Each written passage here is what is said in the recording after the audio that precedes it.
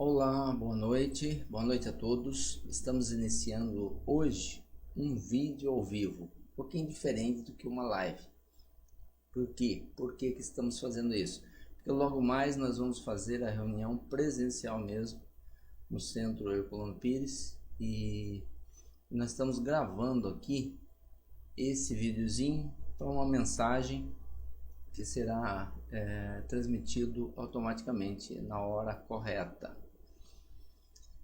Nós estamos voltando para as atividades presenciais, ainda com o público reduzido, uma reunião mais ou menos fechada e também com o número de pessoas reduzidos, como falei, com todas as normas de segurança e distanciamento, né?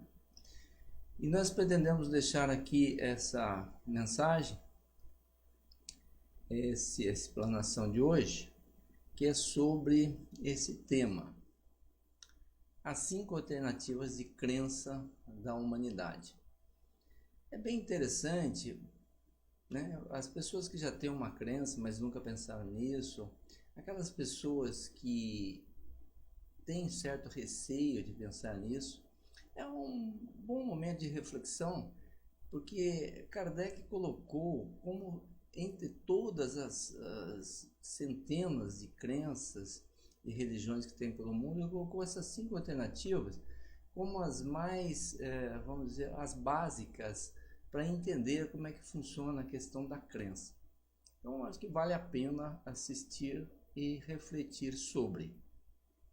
E nós já vamos entrar no tema imediatamente. A questão é o seguinte: se a gente ver entre nossos amigos, entre as pessoas, homens e mulheres, é difícil um que não se preocupe com o que vai fazer no dia seguinte. E agora nós vamos expandir esse dia. Vamos pensar o dia da vida, a nossa permanência aqui na Terra, na matéria.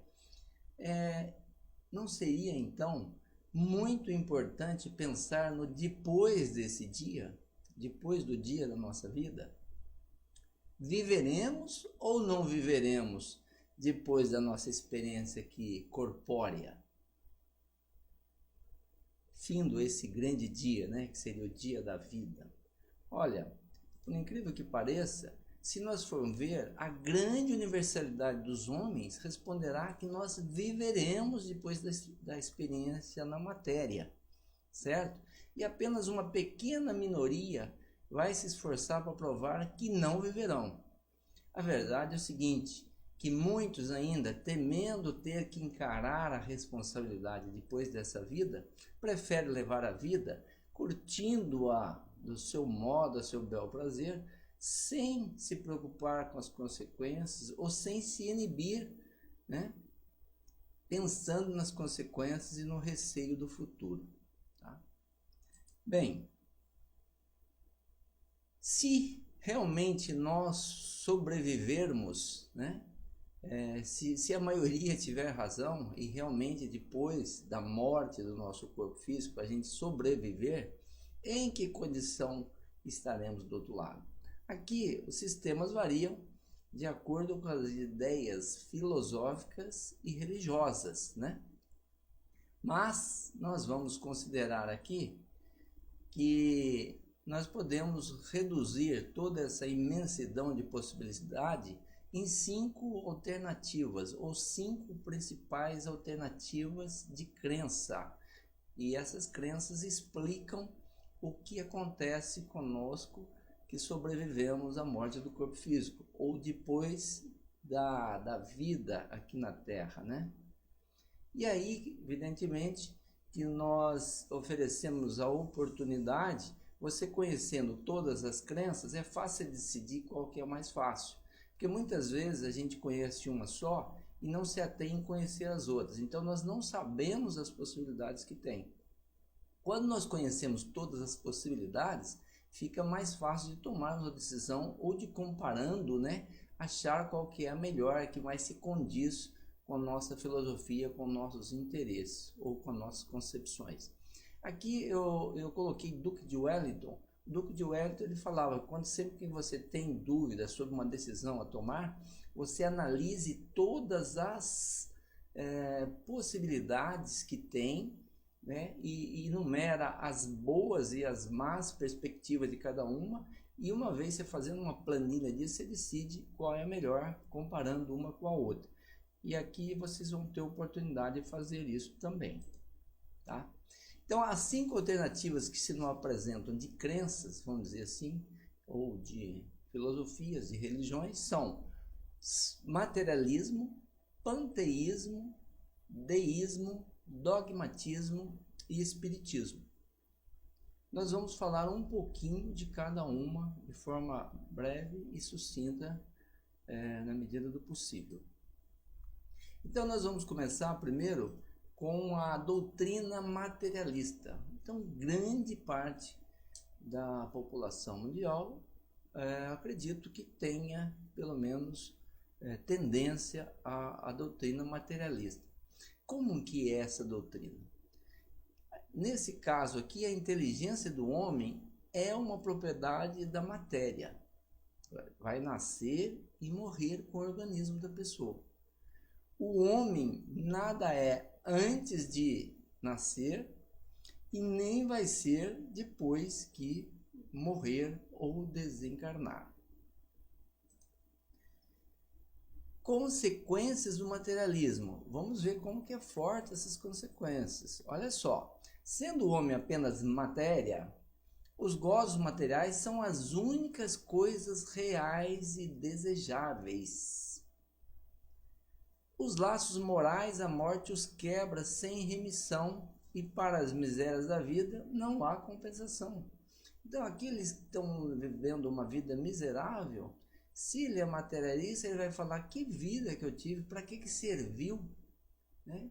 Para que passei uma vida tão difícil para nada? O suicídio, olha só, vem a ser um fim racional e lógico. Então, não nos enganemos. Realmente, o materialismo é uma ideia que incentiva muito o suicídio. Né? Por quê?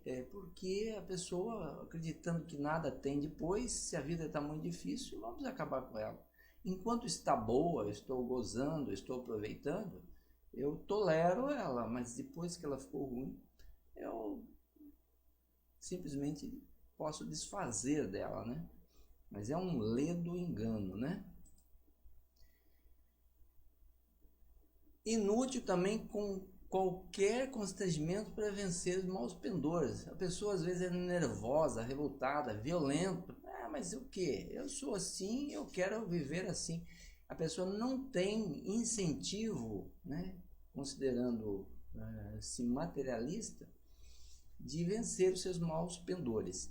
Viver para cada um para si o melhor possível enquanto aqui estiver. Estupidez também vexar-se ou sacrificar o repouso para ajudar o outro, fazer uma caridade. Para quê? Daqui a pouco a gente vai se separar, ninguém vai mais ver o outro, né? Os deveres sociais sem fundamento, o bem e o mal meras convenções. E por freio social vai ter unicamente a força material da lei civil. A pessoa vai simplesmente se preocupar em se preservar, né, para não cair nas leis civis. Ou seja, se o pessoal está olhando, se a polícia está olhando, faz direito. Se não está, faz errado. Então essa foi a primeira. A segunda é a doutrina panteísta. Como o próprio nome diz, né, de pan, o princípio inteligente, nesse caso, ou a alma, ela é independente da matéria. É extraída, então, ao nascer do todo universal. Então, o princípio inteligente da pessoa, a hora que vai ser nascido, ele é extraído do todo universal, né? E ele individualiza-se em cada ser durante a vida e volta por meio da morte à massa comum, como as gotas da chuva no oceano. Então é como se, vamos, a grosso modo, você vai lá no oceano, que seria Deus, né? No todo universal, e você vai nascer tirado algumas gotas, você é feito seu princípio inteligente, você vive de certa forma independente, mas quando você morre, você volta ao todo universal. Vamos ver as consequências disso também, né? Sem individualidade e sem consciência de si mesmo, o ser é como também se não existisse. As consequências morais dessa doutrina são exatamente as mesmas que as da doutrina materialista. Ou seja, se você vive de forma individual aqui no corpo, mas quando você volta, você perde a sua identidade, então aqui Kardec coloca que é como se fosse a doutrina materialista, né? Você se perde. Se você não manter a sua identidade, que vantagem que está? Né? Qualquer um, faça o bem ou faça o mal, vai se misturar. Então, eu vou fazer o que eu quero da minha vida, eu vou gozar da forma que eu acho melhor, né? Sem preocupar com as consequências. Nós vamos ver também que certo número de panteístas admite que a alma, né, tirada ao nascer do todo universal, conserva a sua individualidade por tempo indefinido e vai só voltar ao grande massa universal, ao grande todo universal, quando atingir a perfeição. Mas aqui a gente fica pensando, o que adianta também você lutar, se esmerar para conseguir evoluir, conseguir crescer, vencer seus maus pendores, suas mazelas, né, seus defeitos, e depois, quando você atingiu a perfeição, você se mistura com o todo e perdeu toda a sua identidade. Então, entendemos que é como se fosse o processo normal, né? Ou seja, você vai perder de uma forma ou outra a sua identidade. Depois nós temos a doutrina deísta. A doutrina deísta ela é bem interessante, né? Talvez pouca gente tenha ouvido falar. Que os primeiros creem em Deus, admitem todos os seus atributos como Criador. Deus, dizem eles, estabeleceu as leis gerais que regem o universo, mas, uma vez estabelecidas, essas leis funcionam por si sós, e aquele que as promulgou de mais nada se ocupa. Ou seja, eles acreditam que o universo foi criado por Deus, que as criaturas foram criadas por Deus, só que eles entendem assim, uma vez que Deus fez as leis perfeitas, ele não precisa mais se misturar e se preocupar com as criaturas, né? Porque as criaturas se viram sozinhas. Como diz aqui, as criaturas fazem o que querem, o que podem, sem que ele, Deus, se inquiete. Não há, então, providência. Não se ocupando Deus conosco, nada temos que lhe agradecer, nem lhe pedir e nem lhe prestar contas. O deísmo, então, pode também compreender duas categorias bem distintas, que seriam os deístas independentes e os deístas providencialistas. Mas, em suma, eles são mais ou menos a mesma coisa. Então, os que negam qualquer intervenção providencial na vida do homem são como crianças que se julgam muito ajuizadas para se libertar da tutela dos conselhos e da proteção dos seus pais, ou que pensam não deverem estes ocupar-se mais com eles desde que os puseram no mundo.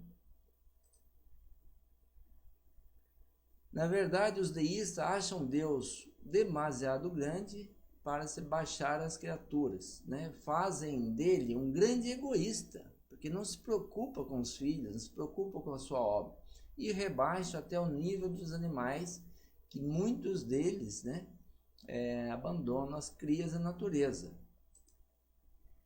E essa crença nós vamos ver que é o resultado do orgulho, né? É sempre a ideia de que estamos submetidos a um poder superior que fere o nosso amor próprio e do qual acabamos procurando eximir-se. Enquanto uns negam absolutamente esse poder, outros consentem reconhecer-lhe a existência, embora condenando a nulidade, que Deus não teria mais ação nenhuma sobre a criatura, né? Às vezes até crê na intervenção incessante na criação, e a ele ora, mas não admite o culto exterior e o dogmatismo atual. Então essa seria a situação da crença deísta. Depois nós temos, na quarta posição, a doutrina dogmática. A alma independente da matéria é criada por ocasião do nascimento do ser. Ela sobrevive e conserva a individualidade após a morte. Desde esse momento tem irrevogavelmente determinada a sua sorte. Nulos lhe são qualquer progressos ulteriores, depois, né? Ela será, pois, por toda a eternidade, intelectual e moralmente, o que era durante a vida. Maus condenados a castigos perpétuos e irremissíveis no inferno, e os bons são recompensados com a visão de Deus e a contemplação perene do céu. Consequência dessa doutrina dogmática, ou do dogmatismo: separação definitiva e absoluta dos condenados e dos eleitos. Então, se a pessoa cometeu mais maus do que bens, vai para o inferno. E aquele que lhe era amigo, parente ou a pessoa que tinha afeição, se ela for melhor, ela vai para o céu. E aí não se encontram mais. Parece que até é razoável, mas imagine uma mãe que criou os filhos e alguns vão com ela para o céu, que ela fez um bom trabalho, se dedicou, foi uma mãe amorosa, né? Mas um ou dois se perdem e vão para o inferno, porque não passaram. E aí, como é que essa mãe vai ficar feliz, curtindo a beatitude do céu e olhando de longe, vendo o filho arder no fogo do inferno? É bem estranho isso, né? E tem mais uma coisa, né? Para você definir se um espírito vai, ou se a alma vai para o céu ou vai para o inferno, você teria que ter um critério. Vamos supor que o critério seja 60% de bem vai para o céu, 40% vai para o inferno. Porque se for querer pessoas perfeitas, não existe aqui na Terra, né? Não existe. Existem pessoas boas, mas perfeitas não. Nós estamos muito longe da perfeição. Então, esses critérios são estranhos. E se a pessoa fez 61 ou 59% de coisa boa e 41% de coisa errada, ela vai para o inferno, mas ela não tinha chance de melhorar. Quantos condenados que a gente vê que voltam atrás e viram pessoas de bem, né? Então, é estranho. E a gente pergunta também, dentro dessa doutrina dogmática, qual a sorte das crianças que morrem em tenra idade? E aquelas crianças que não tiveram tempo nem de fazer o bem e o mal? Como é que vai ser o destino delas depois da morte? Vai para o céu ou vai para o inferno? Qual a sorte também dos cretinos, dos idiotas que não têm consciência dos seus atos? Talvez levam uma vida difícil, uma vida medíocre, fazem muitos erros, mas não têm consciência dos atos. E vai ter sua sorte irrevogavelmente determinada depois da morte, por causa dos seus atos. Onde a justiça também das misérias e das enfermidades de nascença, uma vez que não resultam de nenhum ato da vida presente. Então, tudo isso a gente vê que tem esses questionamentos dentro dessa doutrina, né?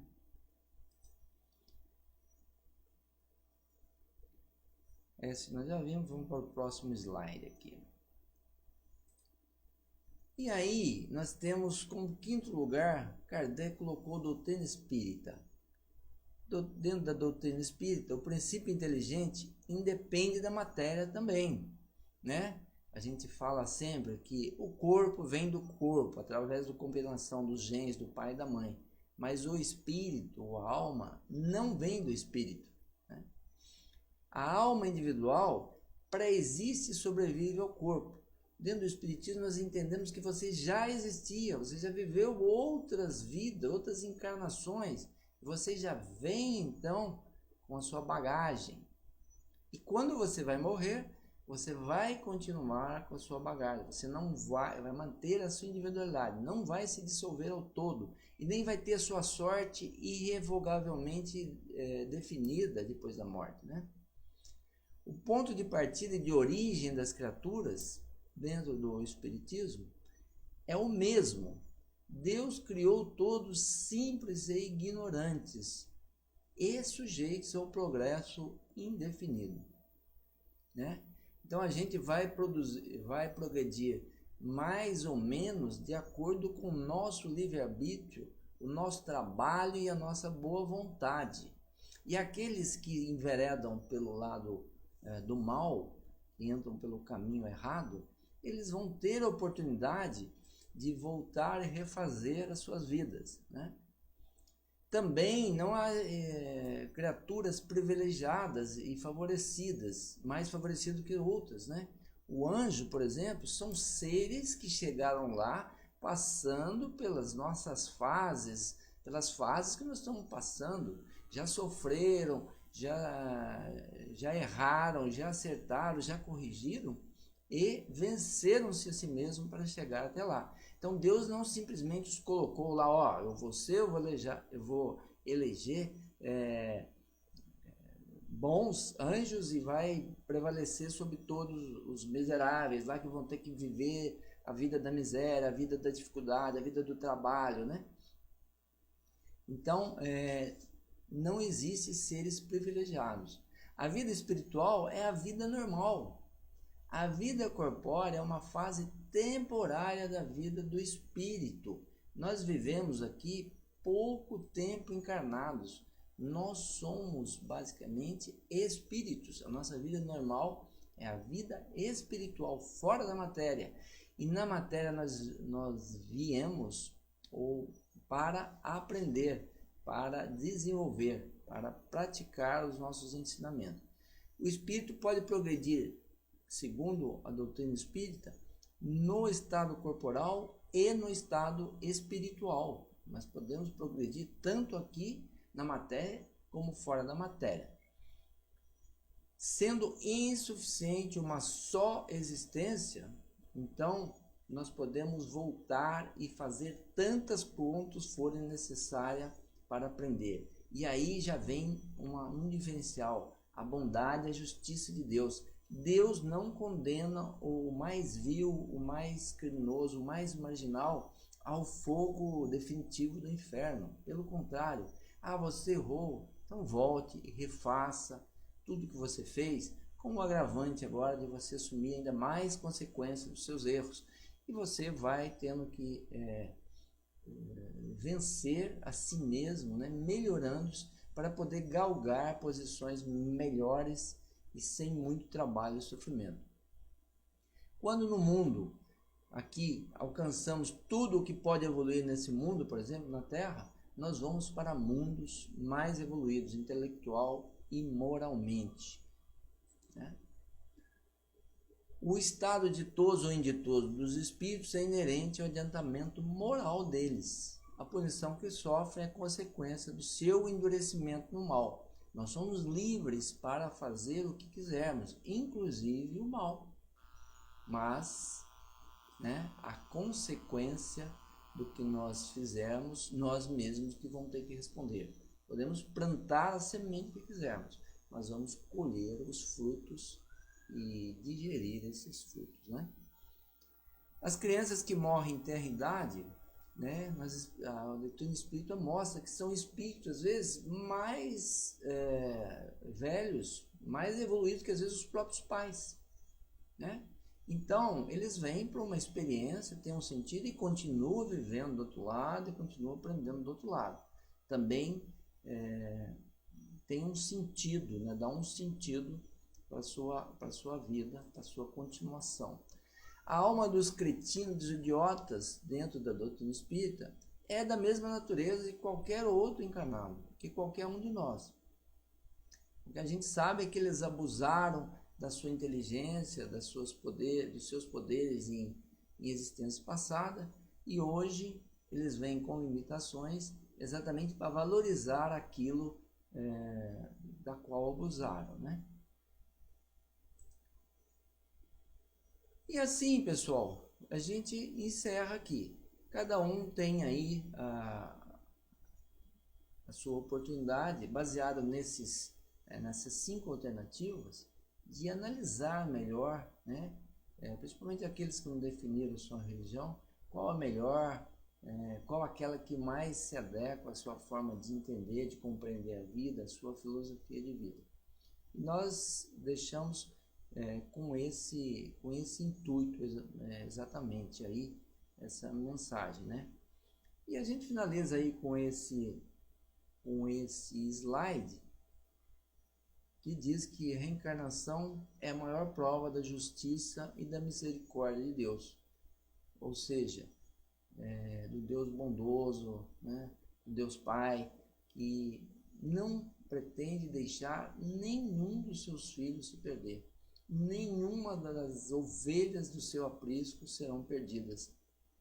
Então, qual a única oportunidade que o espírito, que a alma pode ter? É de reencarnar e refazer quantas vezes tiver que fazer a lição para poder aprender, para poder evoluir e para poder seguir na direção de Deus.